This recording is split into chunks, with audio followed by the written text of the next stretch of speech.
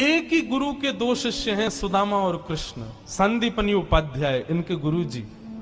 लेकिन एक शिष्य सोने की नगरी का राजा है, पूरे विश्व का अधिपति भगवान है, और एक शिष्य एक फूटी सी झोपड़ी में रहता है। एक बार संदीपनी विद्यालय में जब कृष्ण सुदामा पढ़ते थे तब भृगु ऋषि पधारे, सबसे क्रोधी ऋषि, और आकर के गुरु माँ से भिक्षा मांगी। माते भिक्षाम देही, माता भिक्षा प्रदान करो। माँ ने मन में विचार किया कि अभी सामग्रियां तो इतनी नहीं कि मैं भिक्षा दे सकूं, मना कर दिया। बोले भगवान आप कल आ जाना, आज तो भिक्षा के लिए सामग्री नहीं है, शाम को जब आ जाएगी तो कल आपको प्रदान कर दूंगा। अब भृगु ऋषि तो क्रोधी, उनको तो जब मांगे तब चाहिए। नेत्र बंद करके उन्होंने ध्यान लगा करके देखा, क्या इतनी बड़े गुरुकुल की रसोई में कुछ भी नहीं है। तभी उन्होंने पाया कि वन जाने वाले बालकों के लिए पोटली में मैया ने चने रख रखे हैं कि जो बालक वन में जाएंगे, पुष्प तोड़ के लाएंगे, लकड़ी तोड़ के लाएंगे, वो चने खा लेंगे वन में जाएंगे, तो उनके लिए चने रखे थे। भृगु ऋषि बोले बालकों की ज्यादा चिंता है, एक ऋषि द्वार पर आया उसकी चिंता नहीं है। थोड़ी दूर जाकर के अपने कमंडल के जल से श्रापित कर दिया, जो भी उन चनों को खाएगा वो लक्ष्मीहीन हो जाएगा, उसके जीवन से लक्ष्मी चली जाएगी, वो निर्धन हो जाएगा।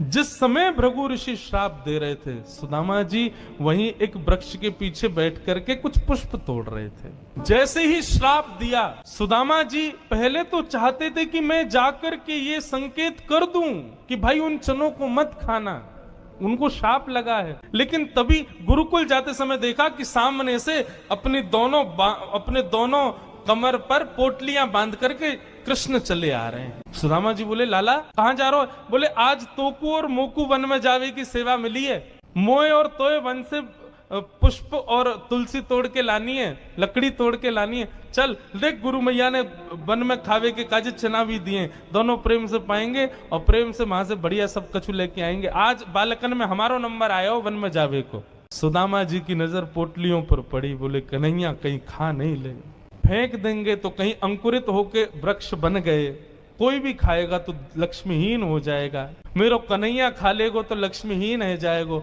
सुदामा जी जिद करने लगे, बोले सुन तू बाकी के सामान रख अपने पास, ये पोटली मोह दे दे मैं बांधू अपने कमर पे। ठाकुर जी बोले क्यों, मैंने बांध तो रखी। बोले तेरो भरोसा ना है, तो को भूख लगेगा तो मेरे बटके ने खा जाएगो, मोकूद है, जब भूख लगेगी तो दोनों बांट के खाएंगे।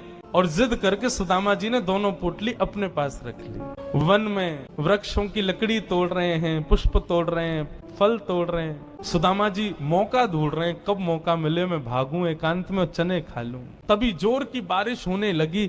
बारिश के कारण ठाकुर जी तो एक वृक्ष के नीचे जाकर के खड़े हो गए। अरे आजा सुदामा यहीं खड़ो है जा, बहुत वर्षा है रही है। पर सुदामा जी एक बगल में एक और विशाल वृक्ष था, उसके ऊपर चढ़ गए, डाल पर जाकर के बैठ गए। वर्षा हो रही थी, ठाकुर जी एक वृक्ष के नीचे खड़े हैं, दूसरे वृक्ष के ऊपर सुदामा जी बैठे हैं। सुदामा जी बोले यही सही समय है, और पोटलियां खोल करके सुदामा जी खाने लगे। ठाकुर जी ने देखा, ए सुदामा मेरे उचना है बा में, खा मत जाइयो, रुक जा बरसा रुकंद मैं हूं, आ रहा हूं ऊपर। लेकिन सुदामा जी के नेत्रों से आंसू गिर रहे हैं। बोले लाला तू सदा प्रसन्न रहे, मेरे बट की लक्ष्मी भी तेरे पास आ जाए, तेरे जीवन में कभी कोई कष्ट नहीं आवे, मेरे लाला को कभी रोनो नहीं पड़े, कभी उदास नहीं हो, कभी दुखी नहीं हो, यही मेरी मित्रता को उपहार मैं अपने कृष्ण को देना चाहूं। और उपहार के रूप में सुदामा जी ने मानो अपने जीवन में प्राप्त होने वाली समस्त लक्ष्मी भी श्री कृष्ण के चरणों में पधरा दी, और दोनों पोटली के चने स्वयं सुदामा जी खा गए।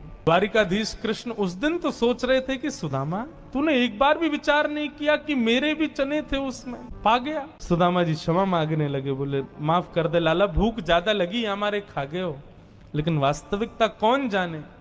सुदामा जी महाराज फटी टूटी झोपड़ी में रहते हैं, उधरी हुई धोती पहनते हैं, अन्न जल का तो कोई ठिकाना ही नहीं है, ऐसे घर में रहते हैं।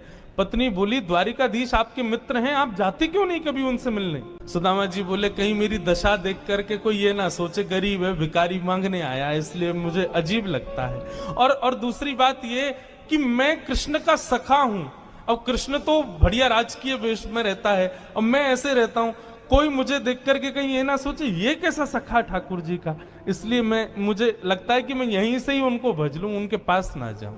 सुदामा जी की पत्नी ने सौगंध दे दी, तुम्हें मेरी सौगंध है, जाओ द्वारिकाधीश से मिलके आओ। पत्नी की सौगंध मान करके सुदामा जी आज विचार करने लगे, जाऊं?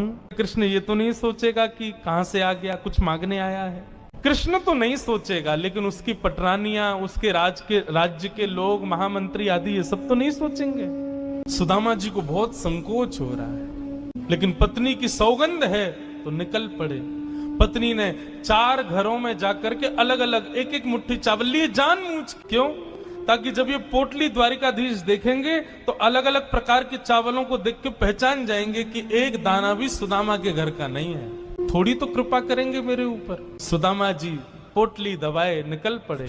सुदामा जी महाराज धीरे धीरे चल करके द्वारिका की ओर जा रहे हैं। चलते चलते महीनों बीत गए सुदामा जी को। तभी एक व्यक्ति से बोले, भैया द्वारिका नगरी कितनी दूर रह गई है अभी यहाँ से?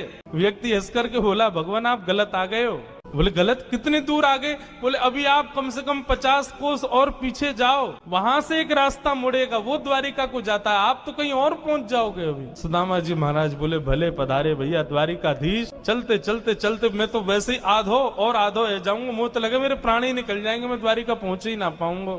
अब लाला तू वैसे तो हमारे हृदय में बैठो है, चल के तो हम पता ना कब पहुंचेंगे, लेकिन लाला तेरी अगर इच्छा हो तो तू ही बुला ले अब मुंह को। और ऐसा कह के सुदामा जी वहीं एक वृक्ष के नीचे लेट गए। जैसे ही लेटे थोड़ी बहुत देर में ही उनको थोड़ी ध्वनि सुनाई देने लगी। नेत्र खोल करके देखा, सोने की नगरी है, चारों ओर जय श्री कृष्ण जय श्री कृष्ण जय श्री कृष्ण नाम की ध्वनि आ रही है। सुदामा जी महाराज थोड़े प्रसन्न हो गए। बोले भैया ये कौन सी नगरी है? किसी व्यक्ति से पूछा ये कौन सी नगरी है? बोले भगवान ये द्वारिकापुरी। मेरे कृष्ण मित्र की नगरी द्वारिका?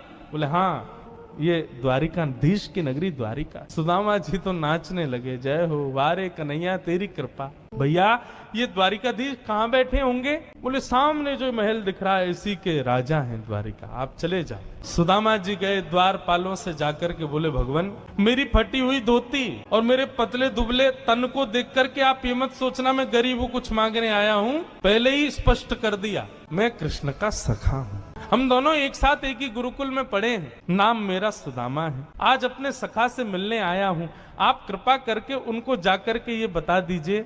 और सुनिए, यदि वो बहुत व्यस्त हो तो उनको परेशान मत करो।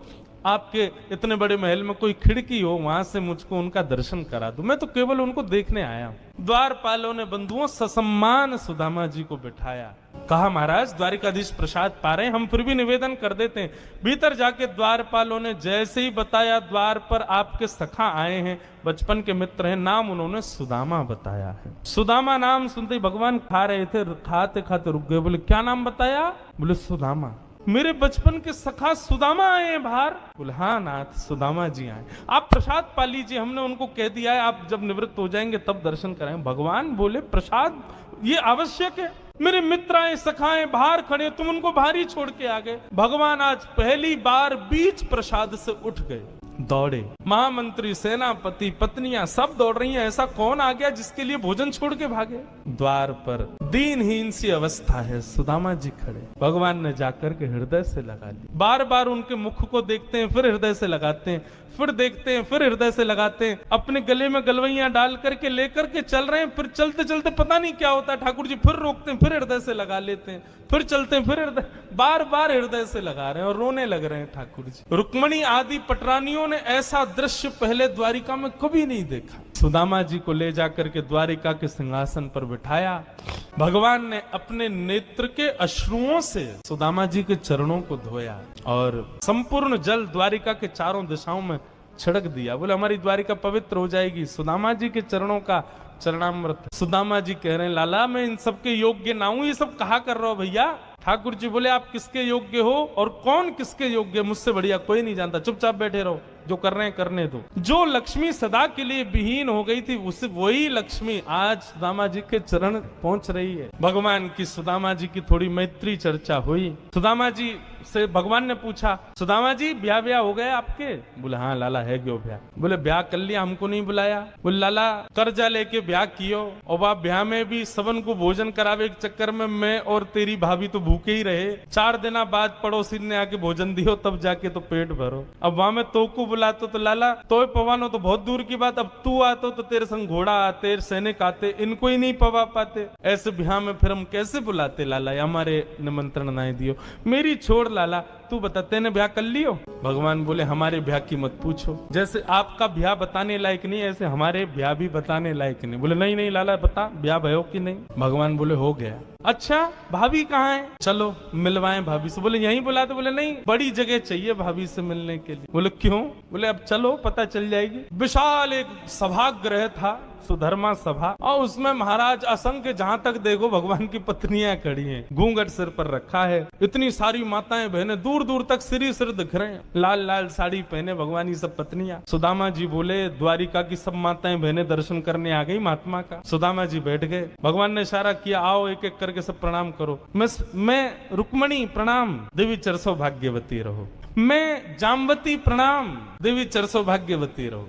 मैं सत्यभामा प्रणाम, देवी चरसो भाग्य। मैं कालिंदी प्रणाम, देवी चरसो भाग्यवती रहो। मैं भद्रा, मैं लक्ष्मणा, सब प्रणाम करती हुई 500 पत्नियां प्रणाम कर गई भगवान की। जब 1000 पत्नियां प्रणाम कर गई, ठाकुर जी खड़े खड़े देख रहे थे। सुदामा जी बोले लाला यहाँ पे आइयो, कितनी और हैं अभी? भगवान बोले 16,108। अच्छा लाला ये सब अपनी है? भगवान बोले हाँ सब अपनी। वाह लाला तेने इतने सारे ब्याह किए, 16,108। अरे भैया हमें एक में ही बुला ले तो हम भी आ जाते मालपुआ खावे। हमने एक किया वहां में नहीं बुलाया, तू नाराज है क्यों? तेने इतने सारे के एक में ही बुला ले तो।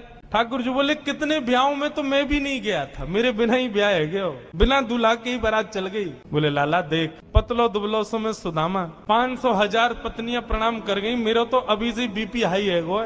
लाला 16,000 उनको आशीर्वाद दूंगा तो मुंह तो लगा मेरे प्राण ही निकल जाएंगे। एक काम कर, पत्नी तो 16,108 है, पति तो अकेलो तू ही है ना? बोले हाँ।